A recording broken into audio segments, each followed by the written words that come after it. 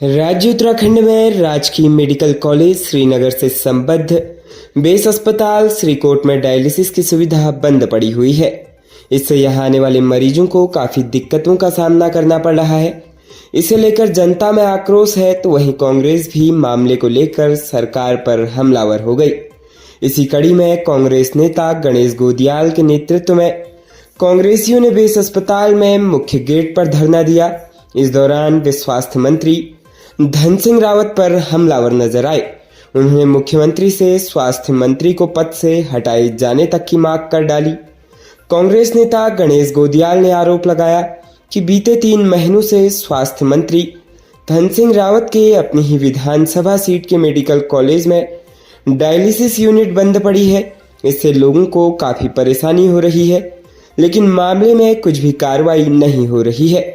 उन्होंने कहा कि उनकी ही पार्टी के कार्यकर्ता जब डायलिसिस यूनिट शुरू करने की मांग उठाते हैं तो उन्हीं लोगों पर उल्टे मुकदमे दर्ज किए जाते हैं, जबकि मामले में मेडिकल कॉलेज के प्रिंसिपल पर कार्रवाई होनी चाहिए थी। उन्हें पद से हटाया जाना चाहिए था, जबकि यहाँ उल्टी गंगा बह रही है। गणेश गोदियाल ने कहा कि आंदोलन कर बेहतर स्वास्थ्य सुविधा की मांग करने वाले लोगों पर मुकदमे दर्ज किए जा रहे हैं। आरोप लगाया कि श्रीनगर मेडिकल कॉलेज में मशीनें लगाने के नाम पर कमीशनखोरी की जा रही है। इसकी भी जांच की जानी चाहिए। गोदियाल ने कहा कि बीजेपी अक्सर कांग्रेस के लोगों की ईडी और सीबीआई जांच करवाती है। अगर स्वास्थ्य मंत्री की छोटी सी भी जांच कराई जाए तो कई खुलासे होंगे।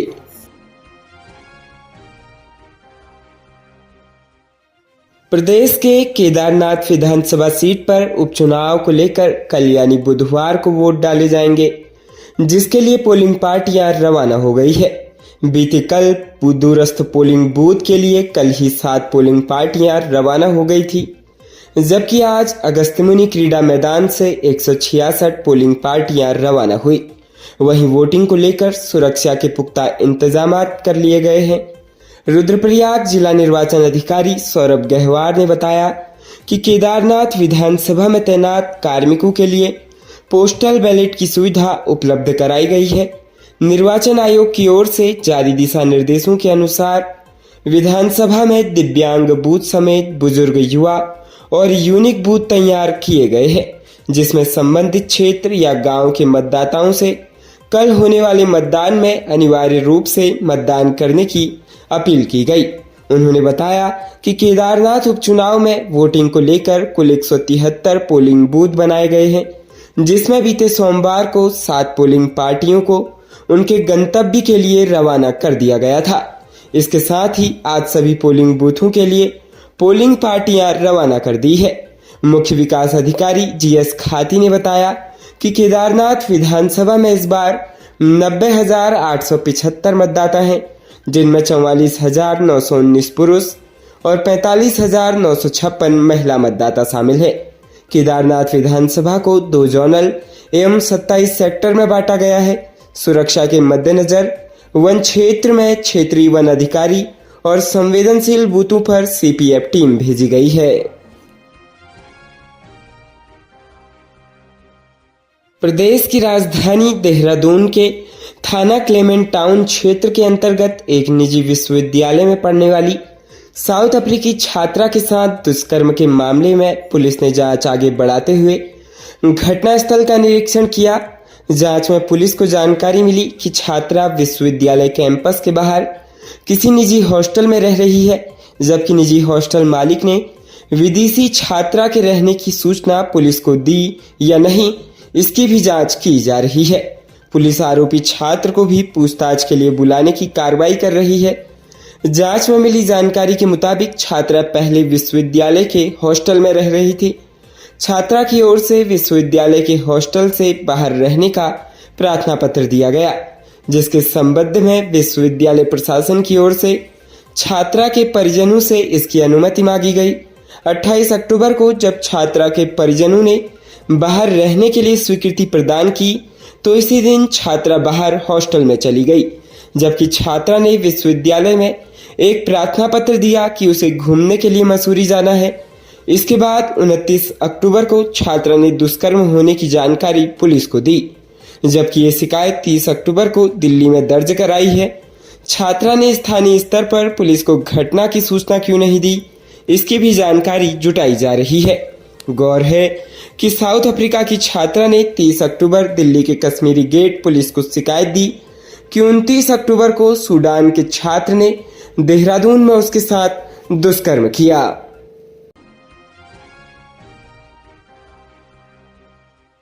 हल्द्वानी शहर के नैनीताल रोड स्थित जजी कोर्ट के बाहर युवकों में विवाद हो गया। विवाद इतना बड़ा कि फायरिंग से अफरा तफरी मच गई। पुलिस ने पूरे मामले में सीसीटीवी कैमरे के आधार पर जांच शुरू कर दी है। बताया जा रहा है कि अवैध असलों व चापर से लैस युवकों ने जजी कोर्ट के बाहर फायरिंग कर दहशत फैला दी। बताया जा रहा है कि जेल से जमानत पर छूटे रुद्रपुर निवासी युवक पर चापर से हमला कर एक युवक को लहूलुहान कर घायल कर दिया है, जिसका सुशीला तिवारी अस्पताल में इलाज चल रहा है। मामले में पुलिस कुछ युवकों को हिरासत में लेकर पूछताछ कर रही है। हल्द्वानी कोतवाली प्रभारी राजेश कुमार यादव ने कहा कि रुद्रपुर निवासी युवक के हल्द्वानी के जजी कोर्ट में रहने वाले 2 युवक दोस्त हैं। कुछ दिनों से दोनों के बीच तकरार चल रही थी।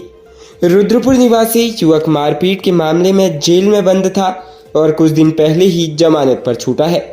बीते दिन रुद्रपुर निवासी युवक अपने एक दोस्त संग कार से हल्द्वानी पहुंचा, जहां उसने हल्द्वानी निवासी युवकों को फोन किया। इसी बीच दोनों में पुरानी बात को लेकर गाली गलौच हो गई और दोनों गुटों ने एक दूसरे को जजी कोर्ट के बाहर नैनीताल रोड पर मिलने की धमकी दे डाली और फायरिंग कर दहशत फैलाई। इस बीच दोनों पक्षों में मारपीट हुई।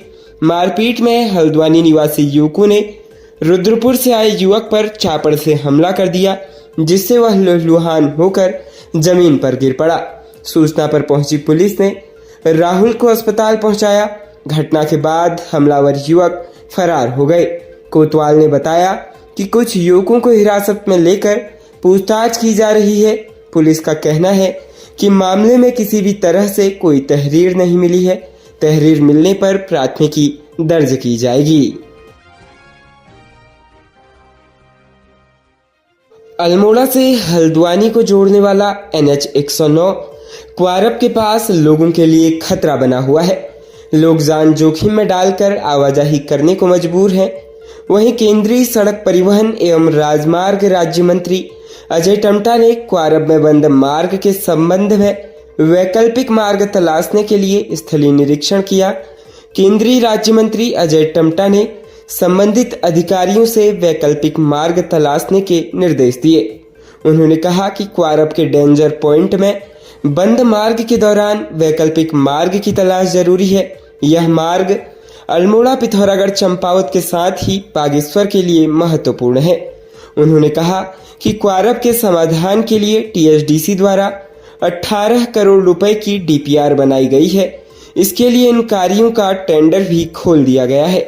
वहीं उन्होंने अधिकारियों से जल्द इसका समाधान खोजने के निर्देश दिए। कहा कि जल्द ही क्वारब की समस्या का समाधान कर लोगों को राहत दी जाएगी। निरीक्षण के दौरान उनके साथ मुख्य विकास अधिकारी दिवेश सासनी समेत कई अधिकारी मौजूद रहे। दरअसल विगत 4 दिनों से NH 109 में क्वारब के पास डेंजर जोन बना हुआ है। वहां पर सड़क धंस रही है। वहीं पहाड़ से बोल्डर व मलबा लगातार गिर रहा है, जिस कारण इस मार्ग में वाहनों का आवागमन करना जोखिम भरा हो गया है। JCB से सड़क को साफ कर मार्ग को खोलने का प्रयास प्रशासन की ओर से किया जा रहा है, लेकिन लगातार हो रहा भूस्खलन कभी भी किसी बड़ी दुर्घटना को दावत दे सकता है। जरूरी है कि वाहनों का आवागमन शुरू करने से पहले सड़क का यह पॉइंट जल्द लोगों के लिए सुरक्षित किया जाए।